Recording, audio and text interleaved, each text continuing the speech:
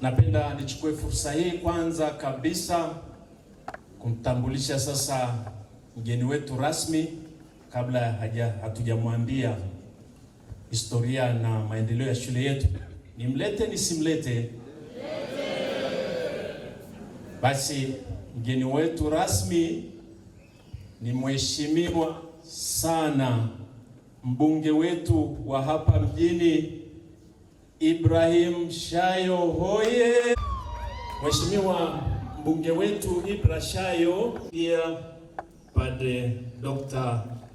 Joseph Mahela, mwakilishi wa mkuu wa shirika wa mapadri ya kazi ya Roho Mtakatifu, Mheshimiwa mkuu wa bodi ya shule na wajumbe wote wa bodi, Mheshimiwa mkuu wa shirika wa masista wa kazi ya Roho Mtakatifu Agnes Mwita, waheshimiwa mapadre, masista, watawa wote, waheshimiwa viongozi wa dini na serikali ya Jamhuri ya Muungano wa Tanzania, wapendwa sana walimu na wafanyakazi wa shule ya Bendeli Memorial Secondary, Mheshimiwa mzazi rasmi wa wahitimu wetu wa kidato cha 6 2026, serikali ya wanafunzi, natambua uwepo wao, na wanafunzi wote wa Bendeli Sekondari, wageni walikwa, mabibi na mabwana, asalamu alaykum.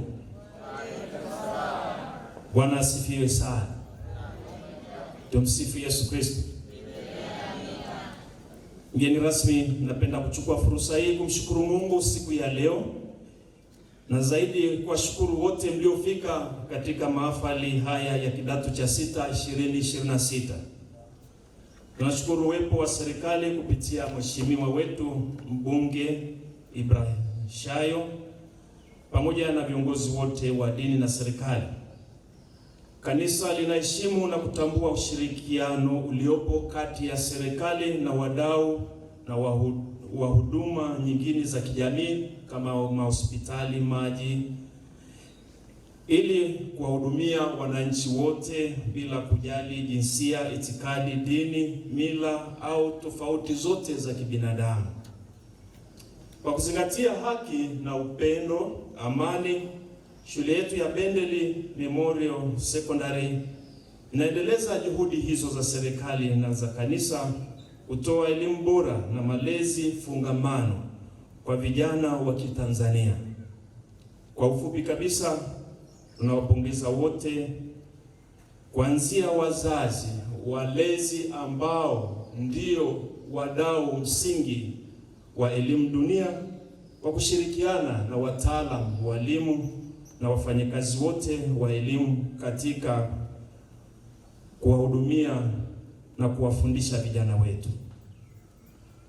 Tunapofurahia na kuwapongeza wahitimu wetu 99 kwa safari ya elimu ya sekondari, si jambo haba.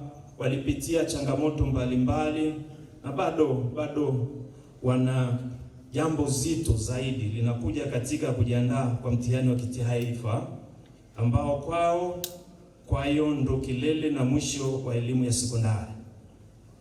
Tunashukuru kwamba tunaye mgeni rasmi ambaye amekuja kuwatia moyo ili kusudi msimwangushe katika jimbo lake.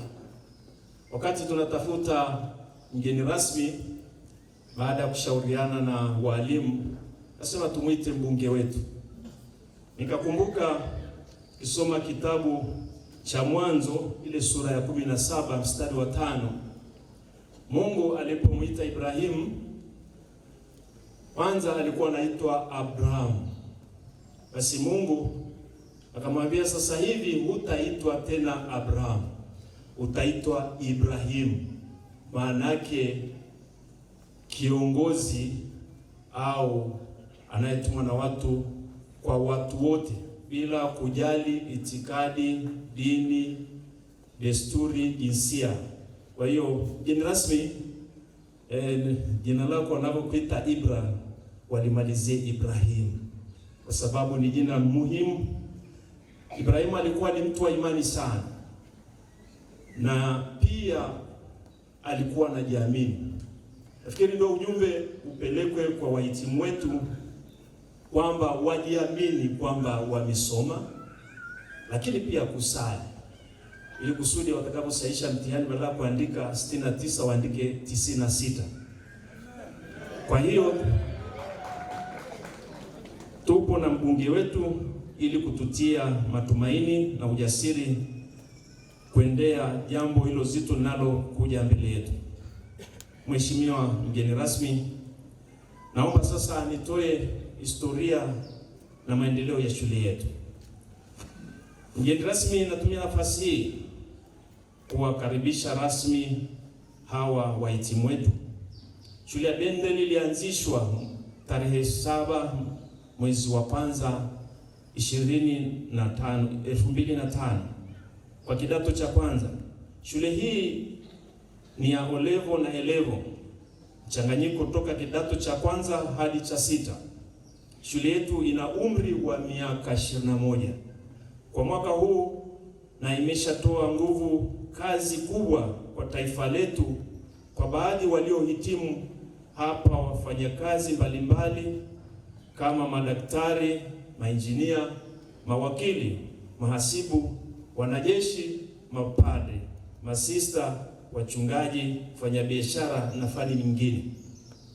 Kwa kutambua uwepo wa Sister mama mkuu wa shirika la kazi ya Roho Mtakatifu Agnes Mwita alikuwa mojawapo wa wanafunzi wa hapa. Naomba tumpe makofi na tumshukuru kwa kuwepo hapa.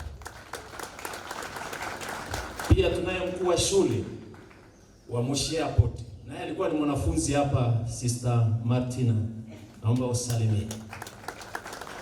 Pamoja na mapadri hawa nimetaja tu wachache. Kumbe Bendel sio ndogo. Bendel imetoa majembe makubwa. Mheshimiwa mgeni rasmi, tunashukuru sana Mungu kwa kuwategemeza vijana wetu na wahitimu waliopitia katika shule hii katika fani mbalimbali na katika majukumu mbalimbali. Mheshimiwa mgeni rasmi, katika mahafali haya ya 15 kwa kidato cha 6 tunao wahitimu 99, kati yao wavulana 77 na wasichana 22. Vijana hawa wameandaliwa vizuri na tunaendelea kuwaandaa, kuwanoa waweze kupata ufaulu wa juu. Bendel Sekondari inaendelea kujiimarisha kitaaluma na katika nyanja za kiroho na za kimwili ili kupata mafanikio ya juu. Matokeo ya mtihani wa taifa kidato cha 6 mwaka 2025 yalikuwa mazuri sana, hasa kulinganisha na miaka ya nyuma. Wanafunzi 53 walipata daraja la kwanza, 34 daraja la pili na 8 walipata daraja la 3. Mheshimiwa mgeni rasmi, tunashukuru sana kwa ushauri tunaopata kutoka ofisi za serikali, Regional Education Officer na District Education Officer na ofisi nyingine kuhusu usimamizi na utoaji wa taaluma bora kwa wanafunzi wetu. Tunaomba utaratibu huo uendelee na ushirikiano huo usirudi nyuma, bali tuweze kupata elimu bora kwa wanafunzi wa taifa letu. Ndugu mgeni rasmi, shule yetu imekuwa inapata wanafunzi wenye uwezo wa kati na wa chini. Walimu wanajitahidi sana kuwaongoza na kuwafundisha kwa weledi mkubwa. Hivyo wengi wao wanaendelea vizuri na wanapata ufaulu wa juu. Hili ndilo tunalojivunia na lengo la Bendel na taasisi yetu kuhakikisha tunawalelea vyema kimaadili na kitaaluma waweze kufikia ndoto zao. Mheshimiwa mgeni rasmi, vijana wa nyakati hizi wanapitia mambo mengi na changamoto mingi, hasa ya mitandao ya kijamii ambayo kwayo wanachangia sana katika utovu wa nidhamu unaoathiri sana kizazi cha sasa hivi, wanakiita cha Gen Z, Generation Z, kupotosha ndoto zao na kurudisha nyuma maendeleo yao ya kimasomo. Aidha, mitandao ikitumika vizuri itasaidia sana kwa vijana kujiendeleza. Nia yetu si kuwanyima, lakini ni kuwafundisha wakati gani na namna gani ya kutumia mitandao hiyo ili waweze kufikia hizo ndoto zao na malengo yao katika maisha. Tunahitaji sana kujifunza teknolojia ya mawasiliano ili tujue na kuenenda na dunia ya sasa. Ni matumaini yetu kuwa wahitimu wetu watakuwa wanatumia mitandao ya kijamii vizuri zaidi ili wahitimu na kupata mafanikio katika maisha yao. Kama wanafunzi walivyosema, zipo changamoto. Mheshimiwa mgeni rasmi, Bendeli Memorial Secondary haijakamilika bado katika miundombinu, hasa majengo na mazingira. Mwenye macho waambie angalia, lakini tunajitahidi. Ili tulilizungumza pamoja na wazazi wapi ambapo pa kuboresha ili tuweze kuwa na mazingira salama na rafiki kwa elimu. Upo uchakavu unaohitaji ukarabati mkubwa kwa kushirikiana na wadau wa elimu, hasa wazazi, ili tuweze kufanya shule yetu bora zaidi. Ukarabati wa shule yetu ni changamoto endelevu, tunaendelea kuifanyia kazi. Tunalo tatizo kubwa la madeni linalotokana na wazazi kushindwa kulipa ada zao kwa wakati, hivyo kurudisha maendeleo na ukarabati wa shule yetu. Tunaomba wazazi walipe ada kwa nyakati ili kuondoa usumbufu, hasa kuwarudisha watoto nyumbani kufuatilia ada zao. Napenda kuwashukuru wazazi wale waliolipa ada kwa nyakati unaofaa na kufuatilia maendeleo ya watoto wao kielimu kwa walezi wao na walimu. Naomba nirudie hili. Wazazi ambao wanafuatilia maendeleo ya watoto wao kwa walimu na ofisi ya taaluma ili kujua maendeleo ya watoto wao, na washukuru sana. Tutajitahidi kufanya mawasiliano na walezi kufahamu jinsi watoto au wanafunzi wetu wanavyoendelea. Tunayo changamoto ya mazingira. Tumejitahidi sana kushirikiana na serikali katika kutunza mazingira kwa kupanda miti. Pamoja na jitihada hizo na upandaji miti mingine imekuwa mirefu mikubwa, hivyo yanahatarisha usalama majengo na uzio wa shule. Tukizunguka upande huu wa St. Joseph Hospital utaona kuna miti mirefu pale. Nilipokuja hapa kwa sababu ni mgeni, nikasema nitaka nikate, akaniambia ukapate kibali. Tumeomba, nafikiri tutajibiwa ili tusiharibu majengo yetu na pia mazingira yetu yazidi kuwa mazuri. Kumbe mheshimiwa, taomba ushirikiano wako ili kutunza mazingira, kwani miti isiyokuwa na mipango ambayo inaendelea kuwa mikubwa, inapotokea tatizo la upepo, basi tunakuwa katika hatari. Tumejaribu kuomba kibali na hivyo bado hatujapata jibu. Maabara ya kompyuta kama vijana walivyosema pia ni changamoto kuendana na hali halisi ya kisayansi na mawasiliano ya dunia ya leo. Uhaba wa maabara na vifaa vya kompyuta ambavyo vinatumika kwa ajili ya kufundishia vijana wetu. Tunaomba msaada wa kiserikali pale tutakapoomba ili tuweze kuanzisha pia kozi nyingine ya PCM, Physics, Mathematics and Computer katika level. Mheshimiwa mgeni rasmi, nashukuru sana kwa kutenga muda wako kwa kubali kuwa nasi siku hii ya leo muhimu, japo ratiba yako ni ngumu sana. Najua anajiandaa wiki ijayo na ni Jumatatu bunge linaanza. Kumbe kwa nawe hapa ni heshima kubwa mgeni rasmi, tunashukuru sana. Mwisho kabisa, tunakuomba wape vijana wetu zawadi ya motisha, wale waliofanya vizuri katika nyanja mbalimbali, na kuwatunuku wahitimu wetu wa kidato cha 6 vyeti vyao.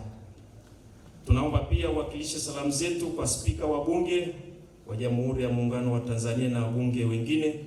Mungu awabariki katika kuwatumikia taifa. Mungu ibariki Tanzania, Mungu ibariki shule yetu ya Bendel.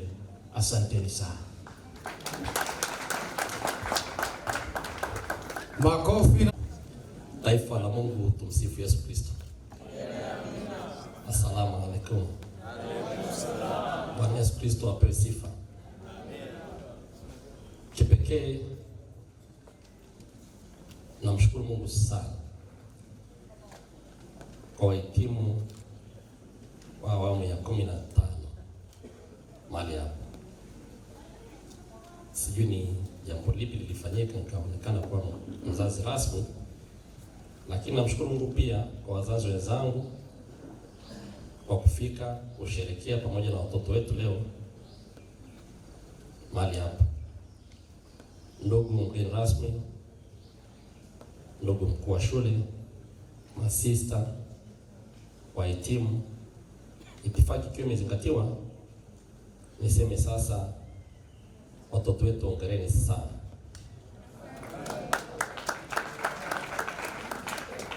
Ni pamoja na kuwa na uvumilivu, ni pamoja na kuwa na utii, ni pamoja na kuhakikisha mliwasikiliza kila mliyemwona mahali hapa. Nikikumbuka mlipoanza darasa kindergarten, mliingia darasani siku ya kwanza mlilia sana kabisa. Walimu wale walipata shida wiki nzima kuwabembeleza, lakini leo imekuwa kitu cha ajabu, mnafurahi mno. Imekuwa vice versa. Hii ni kwa sababu mmejitambua, lakini haitoshi hiyo, kwa sababu dunia ni tambara bovu. Kuhitimu form 6 ni mwanzo wa elimu mpya mnaanza. Dunia bado inawasubiri. Ila pia ni washukuru walimu, walezi.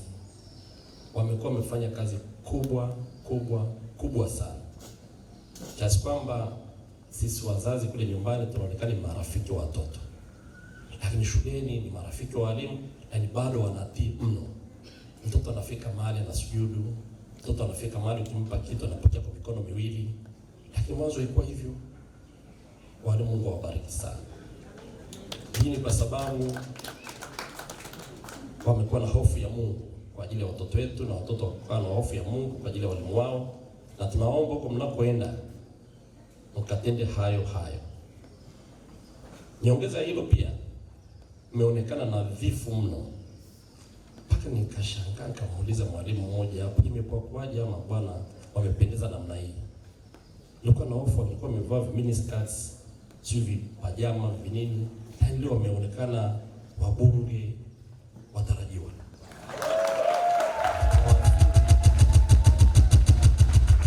wameonekana ni mawaziri watarajiwa, mapadri watarajiwa, masista watarajiwa, wanamuziki wabobevu. Mmenigusa mahali kwa kweli. Mungu awabariki sana.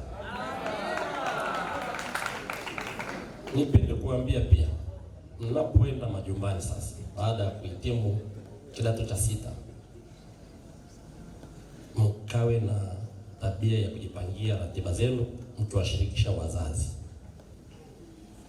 baba na mama na walezi, kwamba baba, kesho tutafanya 1, 2, 3 ABC, ili pia mzazi ajue mahali ulipo.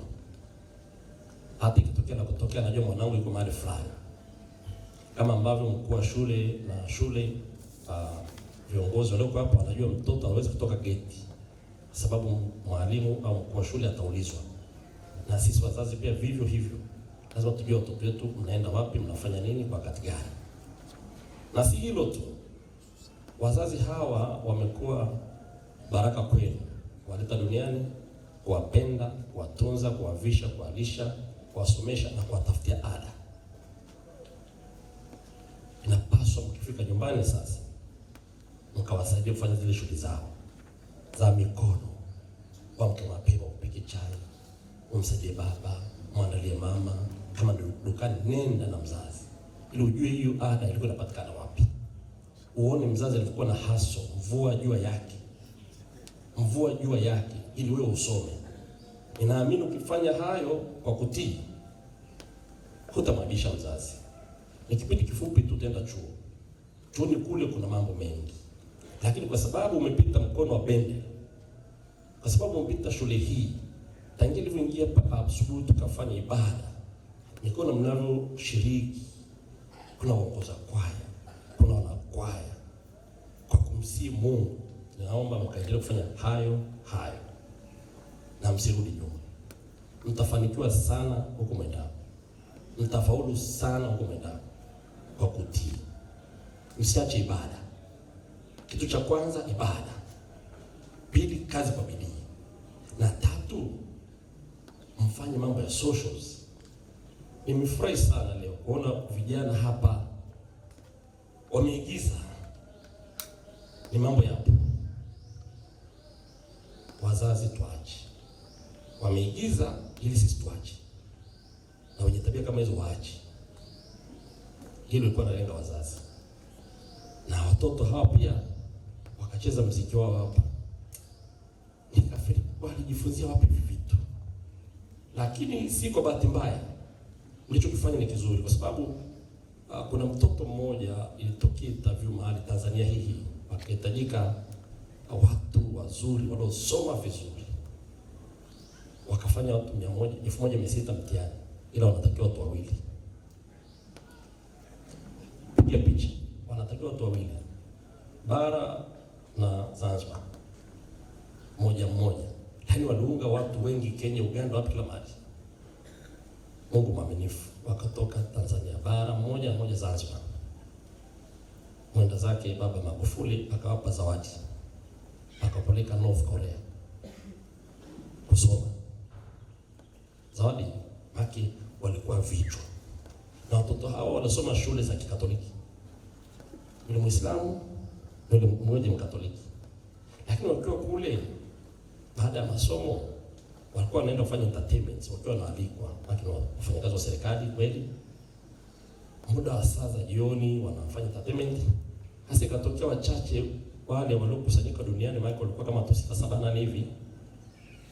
Mmoja yule wa bara kwetu hajui chochote, yeye ni masomo tu. Na mfanyakazi mzuri wa serikali hata sasa.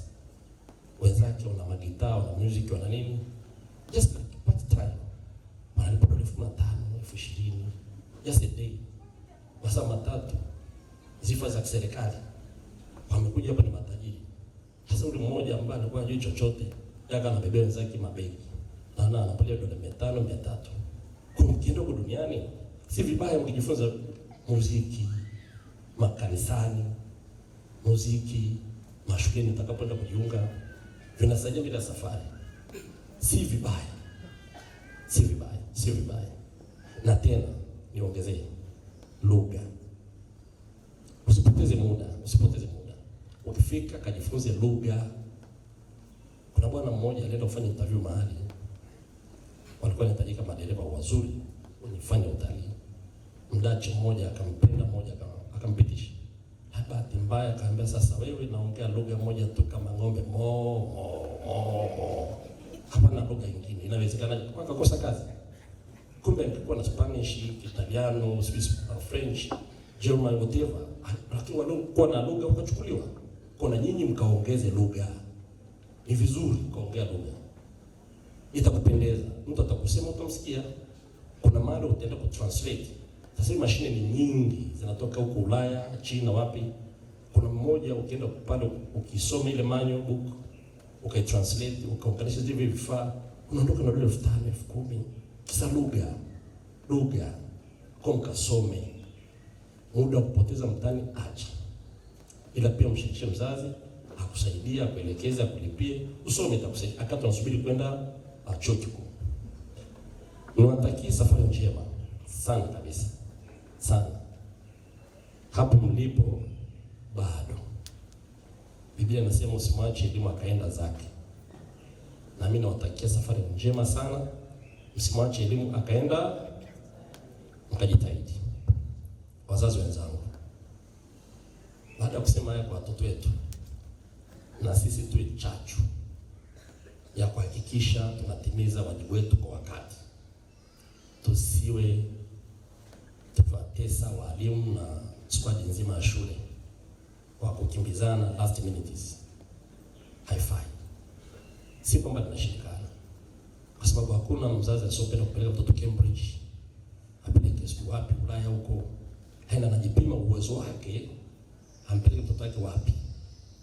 Na akisoma ile joint instruction form ya kwanza imeandika kila kitu. Ndio maana kaja hapa. Kwa hiyo tutekeleze wajibu wetu.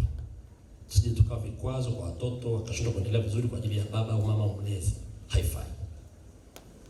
Na mkuu wa shule, nikushukuru sana pamoja na uongozi mzima kwa kukaza buti na ulitueleza na ukafanya. Mungu akubariki. Huo ndio ujasiri. Umefanya bila kuogopa kwamba kitatokea kitu gani, kitatokea nini. Haijalishi. Na mimi nimeunga mkono kwa 1000% kwa sababu hata kwenye ile WhatsApp ya wazazi nilikemea sana. Naitwa Mosha. Kuna bwana mmoja akajua Mosha ni yupi, sasa ni mimi. Nilikemea sana kwa nguvu zangu zote kwa sababu tusiwakwaze hao walimu. Na walimu pia nao wanapata mshahara wao kutoka hapa na watoto pia wanaenda kuwasomesha huko. Sasa jibu wanashindwa kuleta watoto hapo kwa ajili ya maisha yao. Lakini sasa wanatamani pia jambo zuri. Na ukiona vinaelea, unajua vimeundwa. Sasa sisi wazazi tusio vikwazo kwa shule, kwa walimu, kwa vyovyote vile. Tuhakikishe mstari wa kwanza ni watoto wetu. Na la mwisho basi, kwa account team ya shule, niombe sana isikubali kwa vyovyote vile kuhakikisha kwamba mtoto anapoingia mara ya kwanza darasani au shule inapofunguliwa Januari, yani POP ndio itakayoanza darasani. Proof of payment slip. Otherwise nje ya gate. Itakuwa ni miaka 2 tu, shule itasimama, madeni hata kuwepo, watoto watasoma vizuri, walimu watalipwa vizuri, motisha utakuwepo na mambo mengi yatabadilika. Kwa sababu gani? Tumetii. Lakini unapomleta mtoto aingie tu, anaenda wapi? Ukiangalia kwenye shule za private zingine huko, uingizi mtoto. Wanakuambia kuna green card, si blue card, si kitu gani, mtoto anaingia nayo darasani. Otherwise hakuna shule. Sasa mzazi ujipime. Naenda bende. What am I supposed to do? Ni mimi mtimizi wajibu wangu. Kwa kusema haya, watoto wetu, mimi ni baba. Na baba ndio anaitwa Baraka. Kuanzia sasa ninawaombea mno mtoke na single digits wote. Mungu awaondoe hofu ya mtihani. Mungu awaimarishe, Roho Mtakatifu atembelee kile mlichofundishwa kwa miaka 2 Bendel kikaonekanike kwa matendo. Tumsifu Yesu.